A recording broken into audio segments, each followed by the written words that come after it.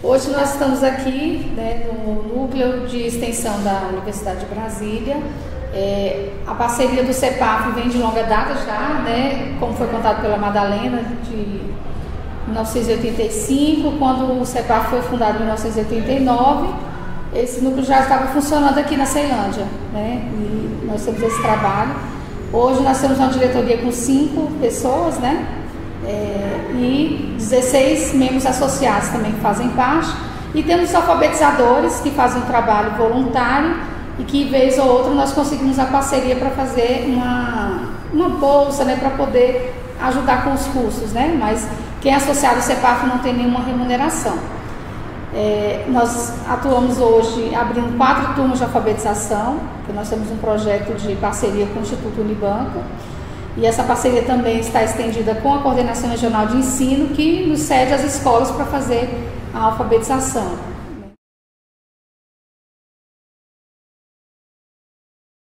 Então, nos idos de 1986, eu participava de um grupo de jovens chamado GEBAN, Jovens em Busca de Algo Mais. Então, no grupo GEBAN, tínhamos uma colega chamada Vilma Kardec, que ela vivia falando do método Paulo Freire, na Escola Normal de Ceilândia. E a gente ficava curioso, mas acho que não dava muita bola para isso, né? Até que um dia ela se desesperou e chegou: olha, o diretor da Escola Normal foi exonerado por questões políticas, que eu acho que se a gente for contar aqui vai demorar muita coisa. E nós precisamos de um lugar para trazer todo o material e precisamos dar continuidade ao projeto. Naquela época eu não me importava muito, porque eu era uma pessoa que tinha feito o ensino técnico em contabilidade, tinha saído do convento, tinha ido para ser freira, fiquei 2 anos e meio deixando o convento.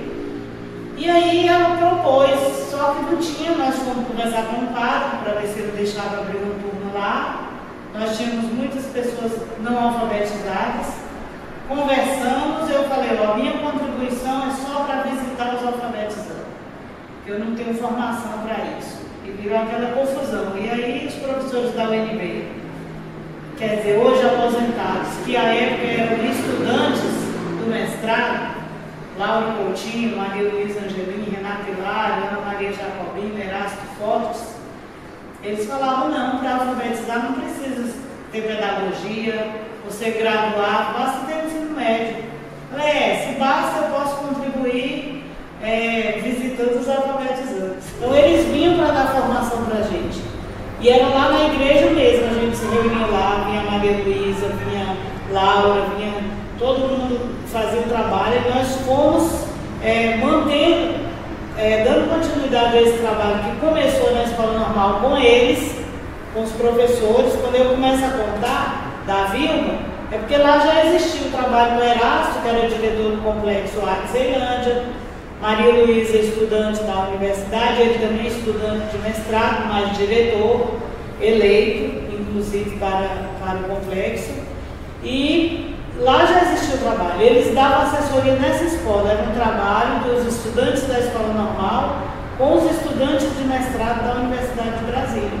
Quando termina lá, que aí os estudantes já não podem mais atuar, os professores foram proibidos, o diretor foi exonerado, Vilma leva o trabalho lá para o nosso grupo de jovens. E enquanto isso, para guardar o material pedagógico nosso, que são os vários jogos de cartaz das palavras geradoras, giz, apagador, todo esse material pedagógico, nós guardávamos na casa da Vânia Rego e a Beata Costa, porque eles tinham se casado recentemente. Com 3 meses a gente basicamente invadia a casa deles. Também nos deram uma chave, eles iam trabalhar, eu entrava, pegava cartaz, distribuía para quem precisasse, que eram 2 turmas que a gente tinha lá, uma à tarde e outra à noite. E a turma da noite era mais disfarçada, porque à noite os padres iam embora para a casa deles, e à tarde a gente ficava dizendo lá que era o trabalho da pastoral, e fazia o trabalho com os alfabetizantes, até que no final do ano nós fomos entregar o certificado à turma, né? e convidamos os padres. E eles foram e se surpreenderam que o nosso grupo era o único grupo que tinha um trabalho realmente concreto e onde é que realmente funcionava esse trabalho. Nós falamos aqui, e nós como? Vocês não pediram o espaço, nós pedimos e vocês não deram. E ainda assim nós entramos e alfabetizamos, porque é justo. São pessoas que limpam a igreja, que formam o altar, que está aqui participando dioturnamente aqui das missas, dos trabalhos pastorais. Então é justo que a libertação comece justamente por eles. E assim nós permanecemos lá por longo tempo, até hoje a gente tem apoio. Antes da pandemia, por exemplo, 2018, eu tinha uma turma lá, que era uma turma que eu fui da catequese. Identificamos nessa turma várias pessoas que não eram alfabetizadas, juntamos essas pessoas com mais outras da comunidade e abrimos uma turma. E concomitantemente à catequese, a gente fazia alfabetização e catequese, e assim foi.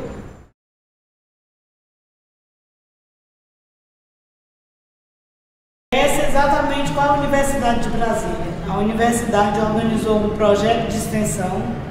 E nesse projeto de extensão conseguiu recursos. A UNB conseguiu recursos com o Ministério da Educação, conseguiram recursos da Fundação Rondon, que ainda existia, né? Nessa época, que ela já veio acabar com o governo Collor. E expande já da igreja, já vai para Ceilândia Norte, para outras igrejas, vai para a escola, vai para uma série de espaços na cidade de Ceilândia em 1987.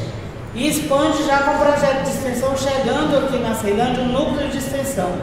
Que o núcleo chega lá no antigo Quarentão, onde hoje é o restaurante comunitário. Então a gente ia expandindo por essa questão toda. Em 88, a universidade expandiu ainda mais. Expandiu com a Fundação Educar, com a Fundação Rondon continuou, e tinha recurso para pagar os alfabetizadores e recurso para pagar os supervisores pedagógicos. No ano de 88, isso foi tão significativo que nós alfabetizamos, nesse grupo todo, 1.188 pessoas. Foi por conta disso que a Universidade de Brasília, em 1990, apresentou o Paulo Freire para concorrer ao prêmio Andrés Beto, que foi entregue em 1992. Para justificar que Paulo Freire estava vivo. Ele estava vivo, mas a memória, o pensamento, os princípios, o trabalho também estava vivo na Ceilândia. Logo da Ceilândia se expande para o Gama, se expande para Sobradinho, se expande para uma série de locais. Infelizmente hoje a gente não tem esses vários grupos que começaram, porque muitas vezes esses grupos funcionaram com recursos de bolsas do governo, e nem sempre a gente tem um governo favorável à metodologia freiriana. E o dia que eu fui, assim, que você me pergunta, o dia que eu fui mais assim tocada para dar continuidade na questão da metodologia de Paulo Freire, foi realmente a primeira vez que eu vi Paulo Freire, porque eu estava trabalhando com todo mundo já muito apaixonado pela comunidade, pelas senhoras, o senhor, o jovem, que nunca tinha estudado, que tinha chegado do Nordeste. Aquilo tudo era uma paixão. Mas a maior paixão foi quando eu olhei nos olhos do Paulo Freire. Um olhar profundo, um olhar que é como se flechasse o coração da gente, com tudo. Uma pessoa simples, você ficava observando ali de terno e gravata e de tênis. Né? E sempre quando ele sentava numa mesa pedia um house. Mas esse dia que eu fui com o Edmilson, com outros tantos que nós fomos já nos preparando para um seminário que foi na extensão da Universidade de Brasília, um seminário da Semana Universitária, um seminário do Ano Internacional da Alfabetização, na Faculdade de Tecnologia da Universidade de Brasília, quando o Ibanez era o reitor. Então foi lá que nós nos encontramos. Nós temos fotos, o Paulo Freire, Ibanez, o Jefferson, que era da Secretaria de Cultura, que fez toda uma organização para que o Paulo Freire viesse. E fomos felizes, né? Felizes no micro-ônibus da UNB. Edmilson, Lígia, Adeon, Célia, Antônio Cosmo. Nós fomos para lá saltitando, porque era a primeira vez que a gente ia ver. Para você ter uma ideia, eu abracei Paulo Freire, ele ficou frente a frente comigo, mas eu não tinha palavra. Eu não conseguia falar com ele. Saí de lá resmungando porque eu sou tão falante e não conseguia dirigir uma palavra. Eu só conseguia olhar para ele. Foi hipnotizada. Eu acho que eu fiquei, tá? Eu acho que foi uma coisa assim impressionante. Então eu falei, aquele olhar me batizou. Então eu nunca mais deixarei o trabalho de educação.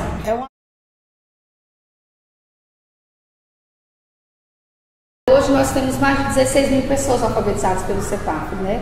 Seja diretamente ou nas formações, com os grupos que foram se formando, não só no DF, né? A gente fica muito gratificado em ver que o resultado chega. A gente sabe que ainda não, que está muito longe de conseguirmos, né, atingir a todos. Hoje ainda temos um dado próximo de 17 mil pessoas não alfabetizadas ainda em Ceilândia, fora os 66 mil que estão no DF. Mas a gente está fazendo nosso trabalho, né? O Brasil ainda tem mais de 9 milhões de pessoas não alfabetizadas, né? 9 milhões e alguma coisa que eu vi na última pesquisa do GT18 da Amped. Então aí com essa situação, a gente fica muito desesperado. Então nós temos que observar qual é a nossa situação limite em Ceilândia e criar algo inédito. Mas não vai ser inédito se a gente tiver só 5 turmas, só 6 turmas. Então a gente tem que tornar possível os sonhos possíveis que Paulo Freire trabalhava, que é o inédito que nós vamos continuar fazendo e o viável quando a gente conseguir alfabetizar as pessoas. Mas tem outros inéditos, outros viáveis, porque muitas vezes nós estamos alfabetizando e enxugando gelo. Se alfabetiza numa comunidade, onde está a escola da EJA? Do primeiro segmento para receber os alfabetizantes. Não consegue dar continuidade. Aí não consegue dar continuidade, fica enxugando gelo. Você abre uma turma, 3, 4 que já esqueceram tudo querem voltar. Isso que a Madalena fala, porque geralmente são pessoas que têm dificuldade de falar, são tímidas, já estão muito tempo fora da escola, e aí quando procuram a escola, por exemplo, em novembro, elas recebem um não. Então a frustração é maior ainda, porque no outro ano ela não vai querer voltar. Ela não vai querer voltar, porque na cabeça dela ali ela vai receber outro não.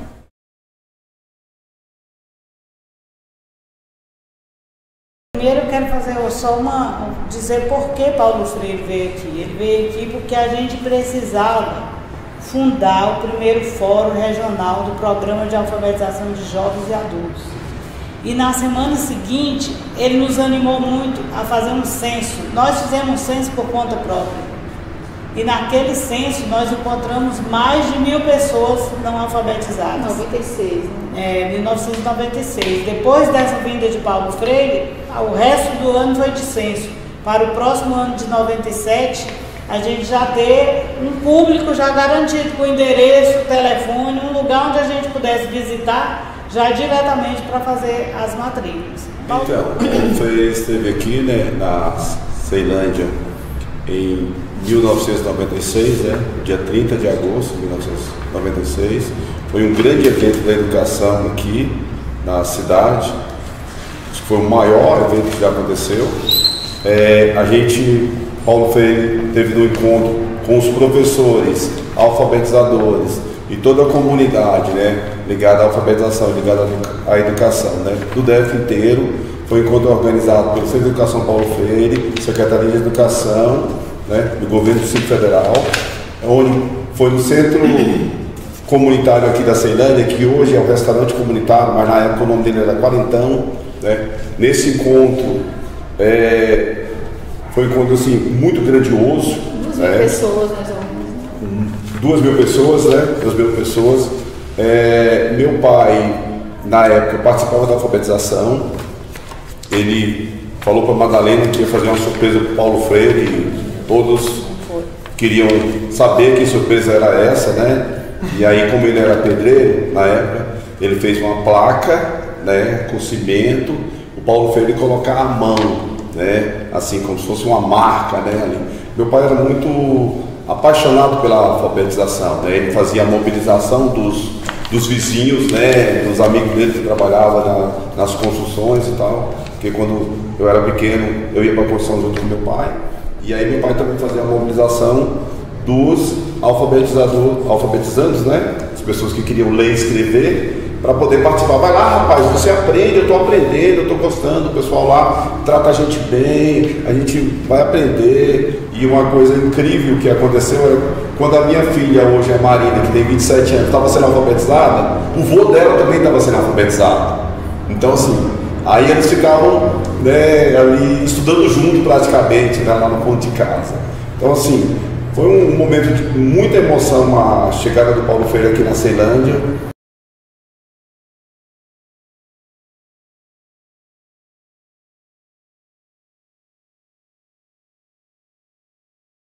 Mas o maior desafio mesmo nosso, do povo brasileiro mesmo, é que o governo realmente possa entender que a alfabetização é a base.